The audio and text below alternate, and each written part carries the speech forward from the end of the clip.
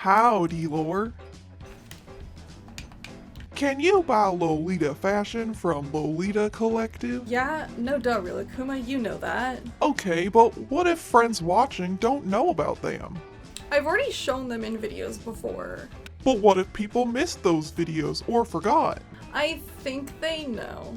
How dare you! You are willing to make completely useless videos about Walmart and places not to buy Lolita, but you can't set aside time to make an unbiased review of a USA-based online store that supports independent brands and designers, supports the community, and welcomes size inclusivity, as well as a range of price options. Make the video, Lore, be helpful for once. Sheesh, come on!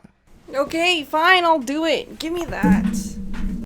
Yes, you can get Lolita from Lolita Collective. It's kind of in the name. But also, you should get Lolita from the Lolita Collective. I was first introduced to Lolita Collective at Paradiso, and I was so impressed by how much they had. They were able to fill up an entire room. It was the first time I'd seen a lot of indie brands before that I had liked online, but I'd never been able to see in person, and it was so cool. I was able to go to a couple other events that they were at, and Lolita Collective used to do a lot of events, but obviously with 2020, they haven't been able to. I started to associate Lolita Collective with just indie brands though. Like in my brain, I was just thinking, oh, they're a place to get dresses, just dresses from like indie brands. And I don't know why I came up with this idea in my head, because I saw when they were at events that they had like accessories and other pieces from artists that weren't necessarily Lolita, and just like J fashion and blouses and other, but I just kept associating them with just dresses. And then I started to realize that no, Lolita Collective is a great source for everything. Like you can build an entire coordinate from Lolita Collective. They also have a wide range of pieces for every Lolita's budget. And their website is super easy to shop from. Immediately they categorize everything for Lolitas. They even have different sections for substyles and genres. And they run a blog that features a lot of different artists and designers, and it's really cool. Lolita Collective is based in Chicago, so everything you get from them will be shipped from Chicago, and they ship worldwide. Lolita Collective does not have a brick and mortar physical store. I think that makes shopping with them online even more important to help keep this cool collective of brands, because they make it so easy to shop from a bunch of different indie brands and also help get the word out there and exposure and be able to really easily navigate through their website. They also have a wide range of sizes, and they welcome brands that have a lot of different sizes. Their stock changes regularly, obviously, because it's based on whatever they import. It's also good to follow their social media and keep up with them to see what's available. Let's take a more in-depth look at Lolita Collective.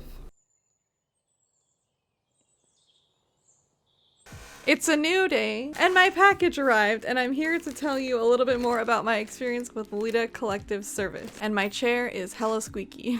I made my order on October 1st, and it arrived today, October 13th, which is incredible. That's really fast for coming from the United States. I know that it's Chicago, which is pretty close to Toronto, but I find that even when I order things that are close by, like from New York, they get stuck in customs for a long time, and this flew through customs, luckily. When ordering from Lolita Collective, it was really simple. I could navigate everything really well, and I just put it in my cart, and I let Chrome do my auto fill in information, and then when I was done with my order, it let me like use that information for my order to create an account. I did encounter one issue, which was my fault, with Google Chrome. It filled in my contact email as my PayPal email, and my PayPal email does not receive emails. So I freaked out and I realized that I wouldn't be able to like keep tabs on the progress of this order because I didn't have a contact email. And normally a good thing that I do when I shop online is when I'm done with my order and it shows you the like, thank you for your order, here's your confirmation number. I always screenshot that and I keep it in a folder. And I didn't do that. I forgot. I was just excited and I was like, okay, done. So I reached out to them right away via email and I just said, I made an order. I forgot to include my correct contact email. I don't have my order number, but I kind of copy and pasted the information from PayPal and what I ordered. And they replied really quickly. Chicago is just an hour behind my time. So if you reach out to them ever, please remember that they are on, I believe it's Central Daylight Time, Central Time. So they're an hour behind the East Coast. So they replied really quickly and basically were like, yeah, we can clear that up. That's totally fine. They fixed it on my order, I guess. And then I received an email confirming my order with all of the information and I felt so much more secure and safe. And I was really impressed with their, just like how easy they made that. And I kind of was thinking for this series, maybe I should like fake a problem like that and then contact them to see how each company responds, because I was really impressed with them and I've had other orders that weren't for videos before have like more problems. I was like, that might be something interesting to explore with these reviews. And then I got an email letting me know when it had shipped. It shipped October 3rd, so it shipped really quickly and it gave me tracking for my order. I ordered a baby ponytail OP, the circus OP. I have been a fan of baby ponytail for actually quite a long time. I've just never put in the effort to order from them. And every time I'm at an event with Lolita Collective, I always look at baby ponytail, but usually I don't have enough money to buy it.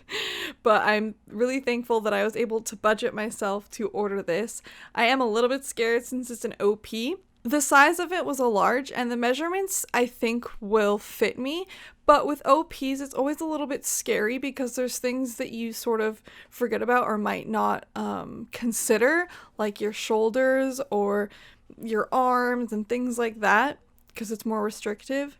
But I'm hoping that I don't run into that. I'm not even sure like what my shoulder width is, which I should probably know, but it has shirring, so I'm excited for that. I think that's everything I needed to cover and I can now open it and I'm really excited. Oh my goodness. Oh, I should have talked about the packaging before I started ripping it open.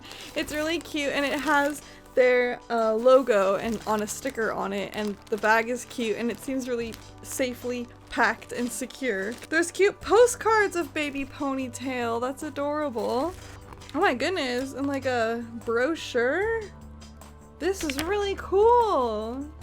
And like the art on it is so pretty. So I also ordered the matching head bow with it because why not?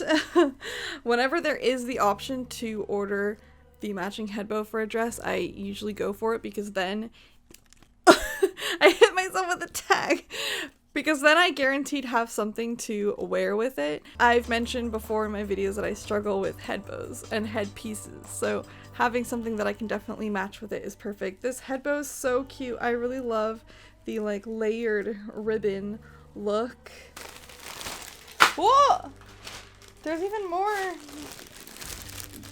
goodies. Wow!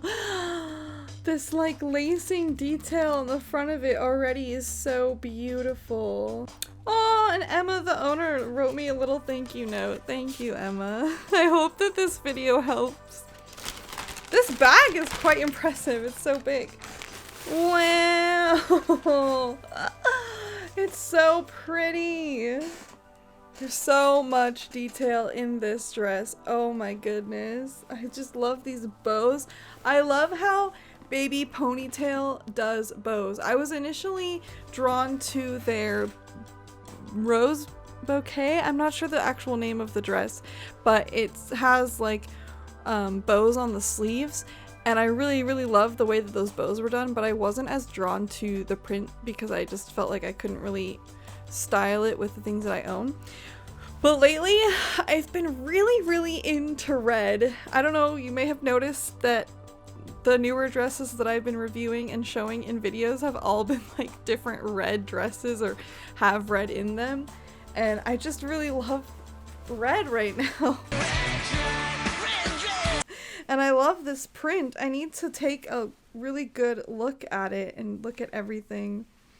It's so pretty. Just from holding it, I think that it's gonna fit. Let's try it on. The fit of this dress is really wonderful and nice. I am really impressed that an OP has shirring. Angelic Pretty, wake up. It's doable. There are one pieces with shirring. This dress is incredibly comfortable and lightweight. I got the large size and I think that there is more room in the shoulders, the waist, and the bust because the shirring can still expand more. I would worry about the arms. The one kind of gripe I have is that this armband is not stretchy, so my arm girth I think is sort of the max for what you would wear with this dress comfortably.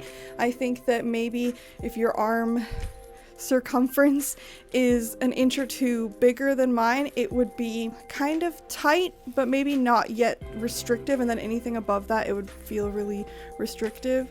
And I would just say in that case to either go up a size or to maybe get the JSK. And I really enjoy wearing opera gloves with Lolita, but I know that some people are not a fan of it, and if you want to criticize this coordinate, I would like to remind you that it was freaking cold. It was so cold. Yesterday it was freezing, and then today it's actually snowing. It's a winter wonderland out there. I wish that I had Holly here so I could film today, but she is at work. When we filmed yesterday, I would like to show you what Holly was wearing so you can get a sense of how cold it was. And I chose to wear opera gloves because I just couldn't physically go outside with my arm skin showing because it was so cold. I also wore a vintage style petticoat that's longer with this dress when I tried it on yesterday. It's a petticoat that I got at a local vintage store and it immediately deflated, so I need something bigger with it. I will probably wear one of the longer cream and sugar Lolita petticoats with this dress going forward. Today I just threw on a really quick basic cord to again just sort of debut the headpiece and the dress. I really, really love this piece. I think that it is really ornate and over the top and extravagant without trying too hard. As an OP, it does sort of have its limitations with versatility, but the reason that I wanted it was because I wanted something that I didn't have to really think about. While I've been collecting Lolita, I've gotten a lot of JSKs, and those are great for versatility and brainstorming more ways to wear them and trying them out in different ways, but sometimes I want something that I can just throw on and look put together, and that is what this dress is for me. If you were going to a high tea or some sort of event that's formal and maybe last minute you're not really sure what you want to wear and you want to be comfy and you don't want to wear a bunch of layers or accessories or something, baby ponytail is great for that because their prints are so over the top that they really stand out for themselves. And if you wanted to elaborate and accessorize, you totally could and go for a more over the top style, but if you wanted to just kind of be elevated and elegant, they are good on their own. I'm really happy with my baby ponytail piece. It really lived up to my expectations and I'm really happy to have it.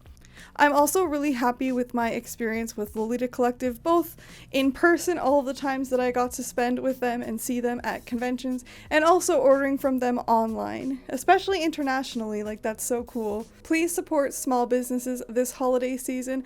Please support Lolita Collective and other independent Lolita brands. And as always, stay lovely.